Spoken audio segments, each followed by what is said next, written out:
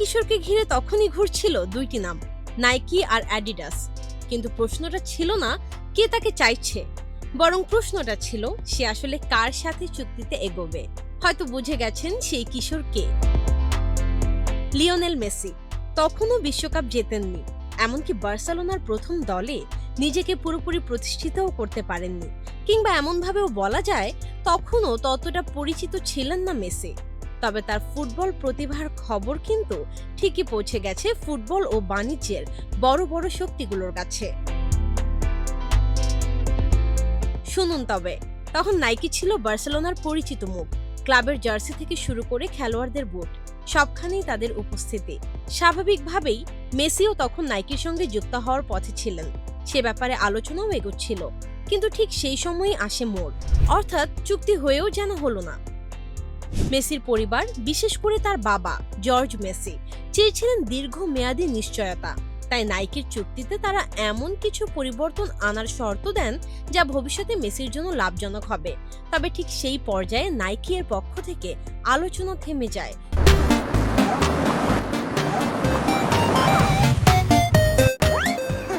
ধীর হয়ে যায় এবং শেষ পর্যন্ত ঝুলে থাকে। নাইকির সঙ্গে তো চুক্তি বলা চলে হয়েও হলো না। ঠিক সেই শূন্যতাই কাজে লাগায় অ্যাডিডাস। এরপর আসে মহেন্দ্র খন। 2006 সালের দিকে অ্যাডিডাসের সঙ্গে চুক্তিবদ্ধ হন লিওনেল মেসি। এরপর শুরু হয় এমন এক পার্টনারশিপ যা ফুটবল ইতিহাসে আইকনিক হয়ে ওঠে। নাইকি পরে দাবি করেছিল যে অ্যাডিডাসের আগে মেসির সাথে তাদের একটি চুক্তি ছিল, তাই অ্যাডিডাসের সাথে মেসির চুক্তি আইন ভঙ্গ করে।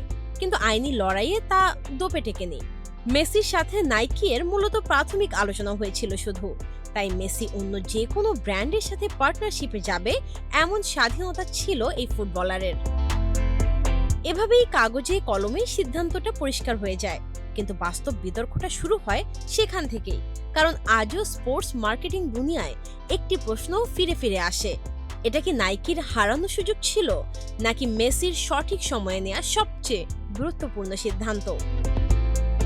তবে ইতিহাস বলে মেসির সেই সিদ্ধান্তই শেষ পর্যন্ত মেসিকে শুধু একজন খেলোয়াড় নয়, একটি বিশ্বব্যাপী ব্র্যান্ডে পরিণত করে।